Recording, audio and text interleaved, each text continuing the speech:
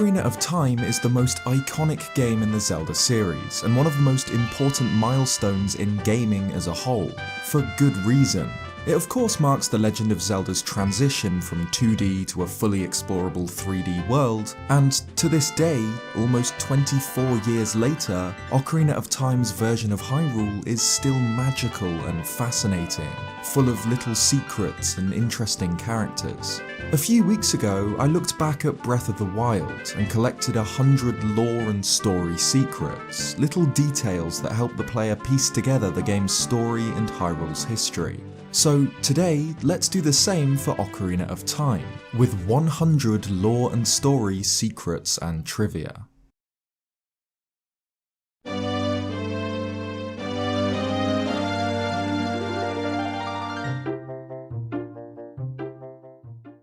In order to answer the Deku Tree's call for help, Link needs to find himself a sword and shield, and in a hidden area behind the village, he can find the Kokiri sword, a short blade fit for a child. We're not told the history of the sword, but we do know that it's considered a treasure of the Kokiri. But despite the sword, the most powerful melee weapon in the Kokiri forest is actually just a stick. Some Deku sticks are the cut stalks of Deku Babas, but according to the Kokiri shop, the ones sold there are branches gathered from the Great Deku Tree. According to the official player's guide, the Deku shield has a similar origin. It's carved from the Deku Tree's bark. Though Link was born a Hylian, he grows up alongside the Kokiri, a magical race of forest children. According to one, the Kokiri were given life by the Deku Tree. The forest guardian deity was poisoned by Ganondorf when he refused to give up the Kokiri Emerald, and though Link purges the parasitic evil living inside its trunk, the Deku Tree dies shortly afterwards. But not forever.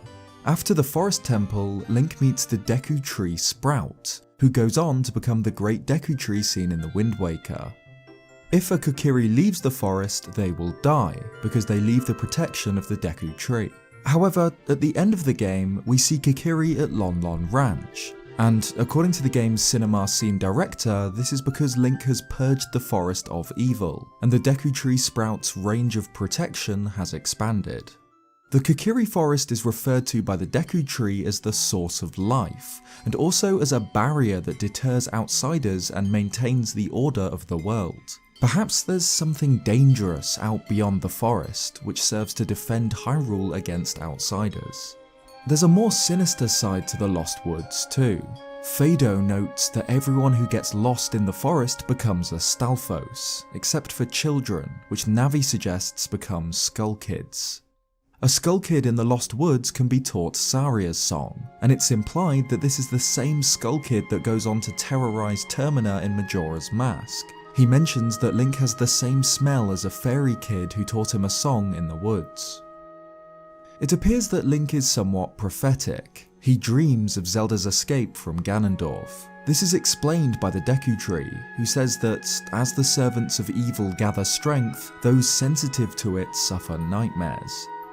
On the trunk of Link's treehouse, we can find a carving showing what appears to be Link battling a dinosaur-like monster, perhaps a depiction of another prophetic vision. Princess Zelda has prophetic dreams too. She claims that she dreamed that dark clouds covered Hyrule until a ray of light shone from the forest and lit up the ground, obviously symbolising Link's journey from Kokiri Forest. Her visions aren't a secret either. Even common folk in Castletown know about her prophetic dreams. Bomb flowers are native to Death Mountain and can only be lifted by someone with Goron-like strength. Apparently, they're mining plants, used by the Gorons to carve out tunnels and harvest rocks for food. But they're not only used by the Gorons, they're traded. A Goron in the Castletown Bazaar notes that he's there to sell bombs, likely having just delivered a shipment to the store. According to the Goron Link, the son of Darunia named after the hero of time, there was once a legendary Goron hero who used the Megaton hammer to defeat Volvagia.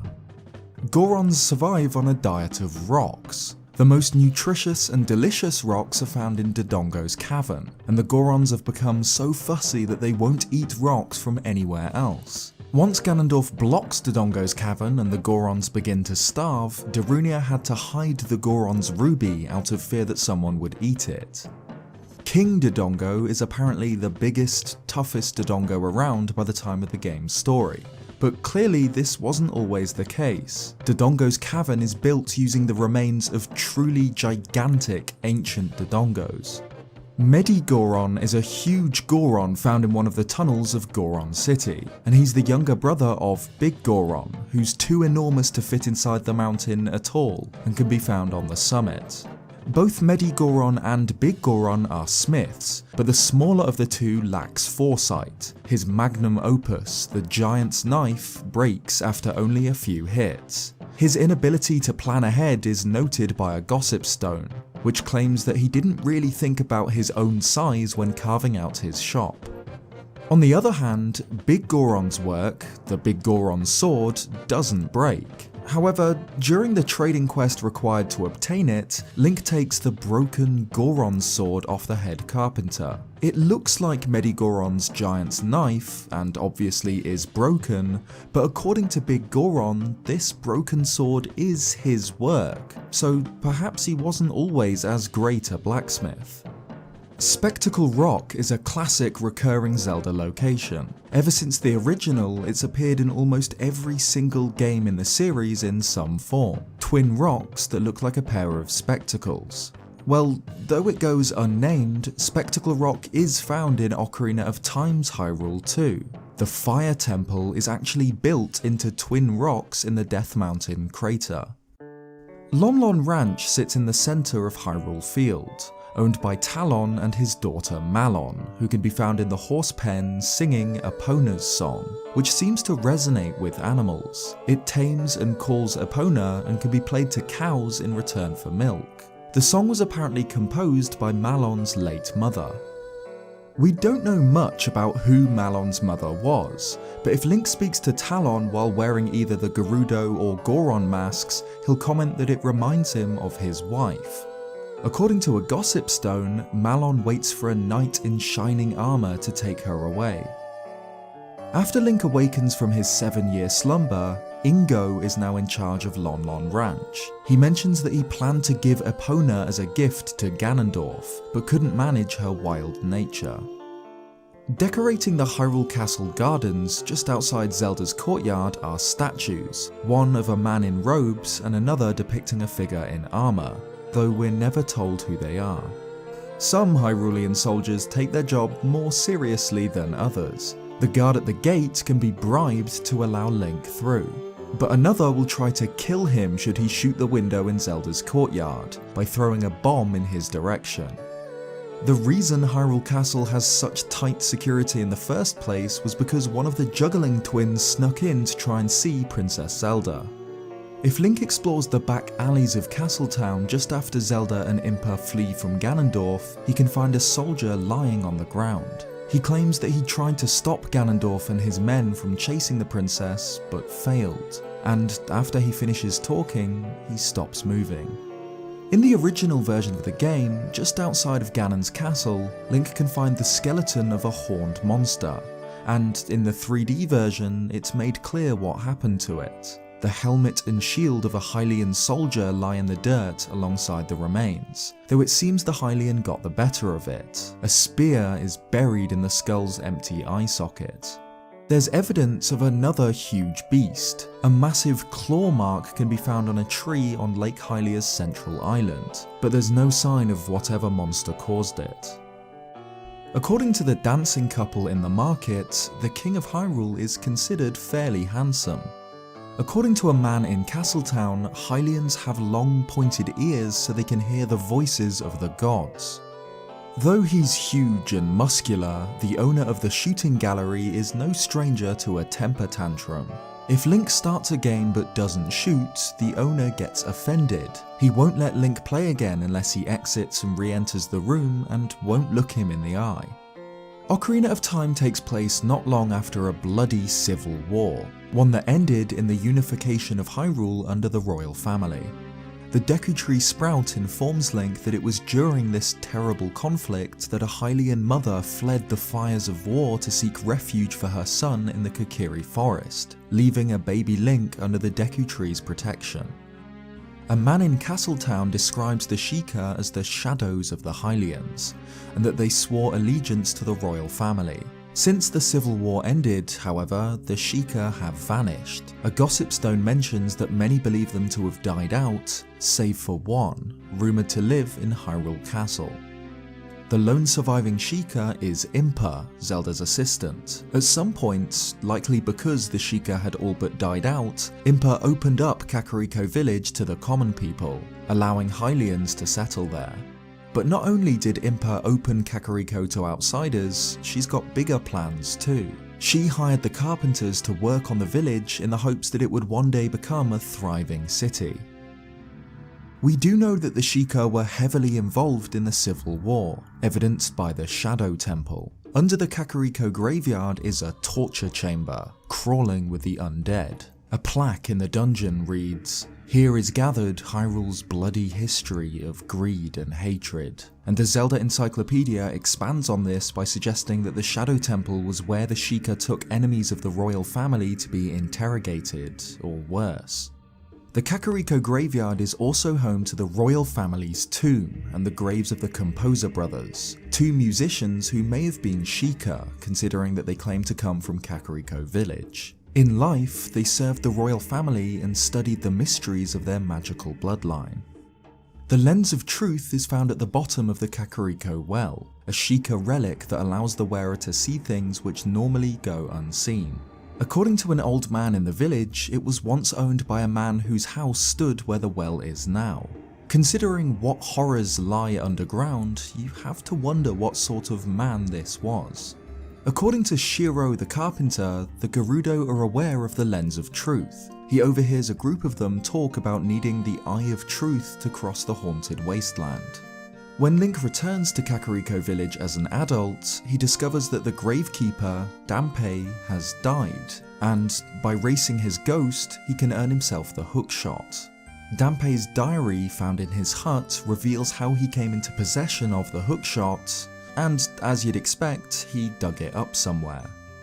The Master Craftsman's family is quite large. There's his son, the boy who sits under the tree at night. The Cuckoo Girl is his daughter, because she refers to his son as her brother, and Granny is probably his mother, being the grandmother of the craftsman's two children.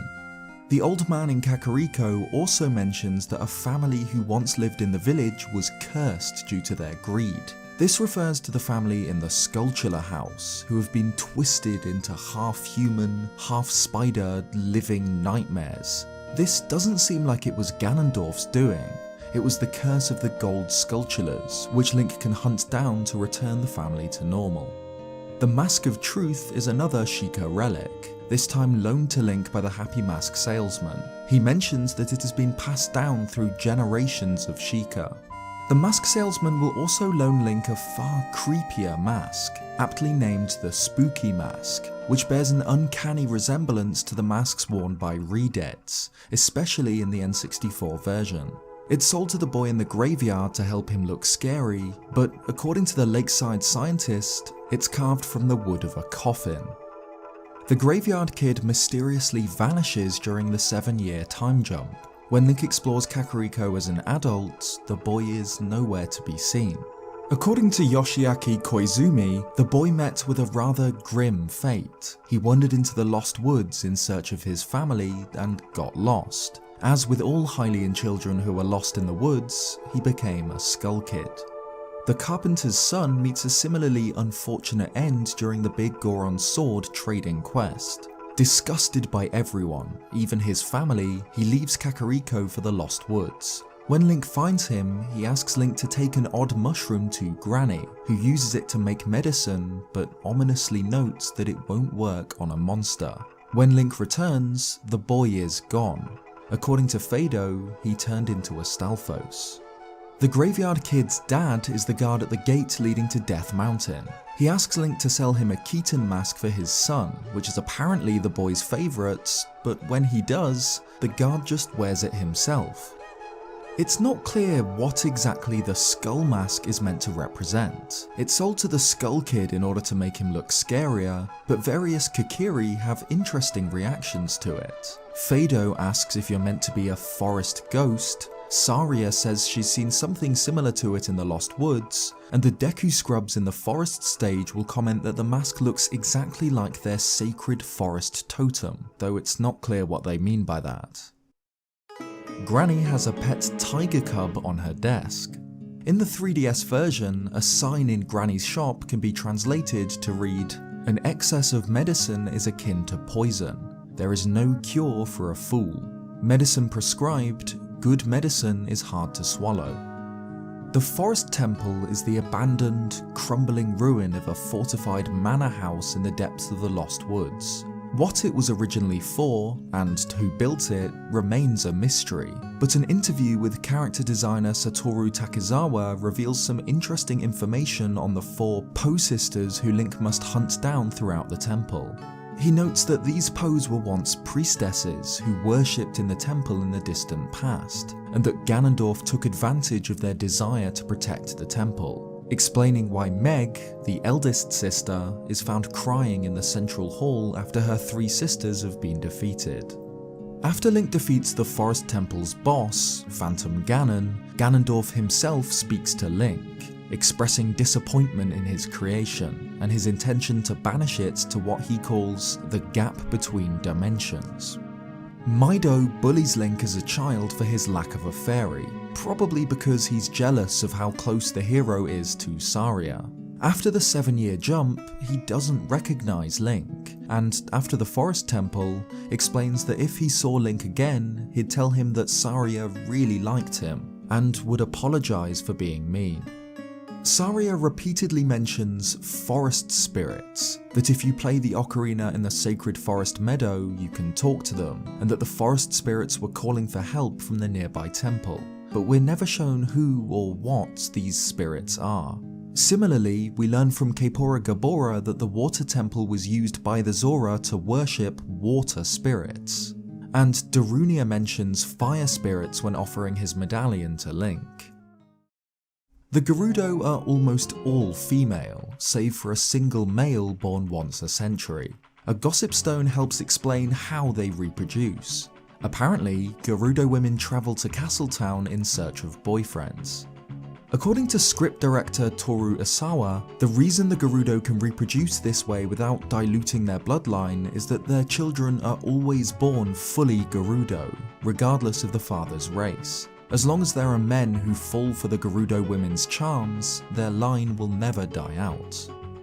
In the 3DS version, there's a rota for guard duty hanging in the Gerudo fortress, as well as a map for navigating the haunted wasteland, and a curious map of Hyrule complete with a Triforce symbol over Castletown, perhaps used by Ganondorf to plan his attack. One of the stranger mysteries in Ocarina of Time is that of the Gerudo's religion. The Spirit Temple is obviously incredibly important to them, and notably features colossal statues of a woman, referred to by Sheik as a goddess of the sand. Link visits the Spirit Temple twice, both as a child and 7 years later as an adult. As young Link, he sees Noboru captured by Kotake and Koume, and years later frees her from their brainwashing.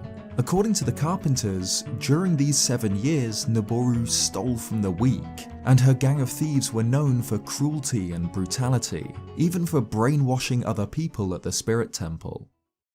When Link re-encounters Noboru in the Spirit Temple as an adult, she's imprisoned in a suit of iron knuckle armor, forced to fight Link against her will. But it seems that this might be the case for all Iron Knuckles. They all bear Gerudo markings, and if we clip the camera inside an Iron Knuckles helmet, we can see a Gerudo warrior inside, suggesting that they're all soldiers brainwashed by Twin Rover. The Carpenters eventually try to leave the life of manual labour behind them and join the Gerudo as thieves, but instead are imprisoned in cells in their fortress. But it seems that this idea wasn't completely out of the blue. Before the time jump, Ichiro in the Kakariko Bazaar notes that the only job he can think of where he can make a lot of money without effort is thievery, and wonders if it's such a bad idea. As the only male Gerudo, Ganondorf was destined to become their king. But a gossip stone notes that there's more to it than that. Apparently, his people worship him like a god. Another gossip stone gives us a little bit of information on Ganondorf's horse, a solid black Gerudo stallion. Though Ganondorf was evidently born to a Gerudo woman, we don't know who his mother was. Instead, he was raised by the witches Koume and Kotake. Navi mentions that the pair are his surrogate mothers. Over the 7 years Link is sealed in the Sacred Realm, Ganondorf visibly changes. After the time jump, his eyes glow yellow, perhaps due to the influence of the Triforce of Power, and his hair is much longer.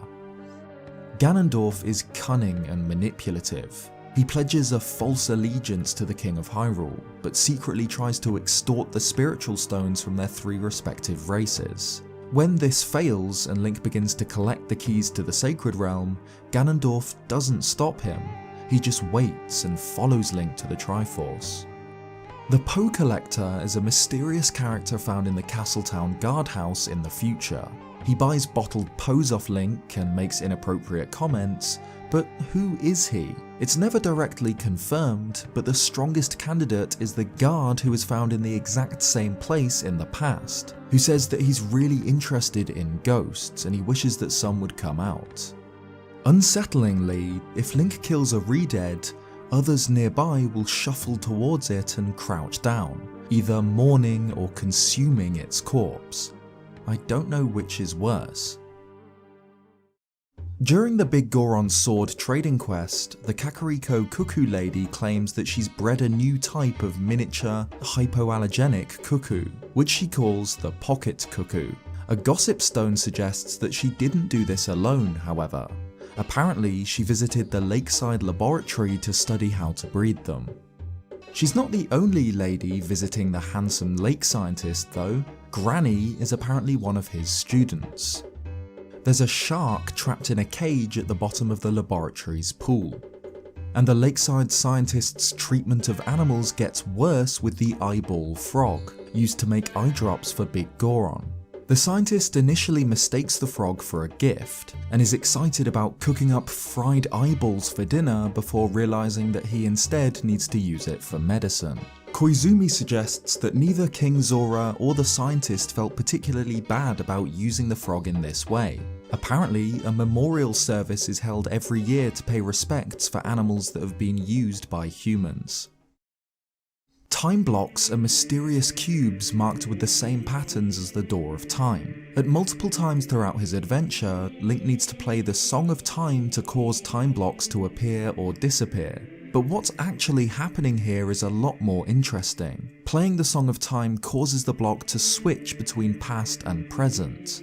This mechanic isn't really used in the game, but if Link plays the Song of Time to vanish a block in the future, if he then visits the same spot in the past, it will be present there, and vice versa. The owl, Kaepora Gabora, serves as a guide for Link throughout his adventure. The game never reveals anything about his identity, save for gossip stones that claim that he is the reincarnation of an ancient sage, and though he looks big and heavy, his character is rather light-hearted. Fans took this to mean that the owl could be a reincarnation of Roru, the Sage of Light, whose spirit remains in the Sacred Realm, which was then confirmed by Hyrule Historia.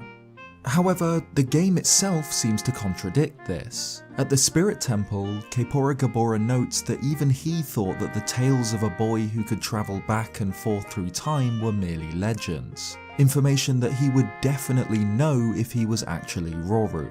We don't know much at all about the Sage of Light, except that he built the Temple of Time to protect the entrance to the Sacred Realm.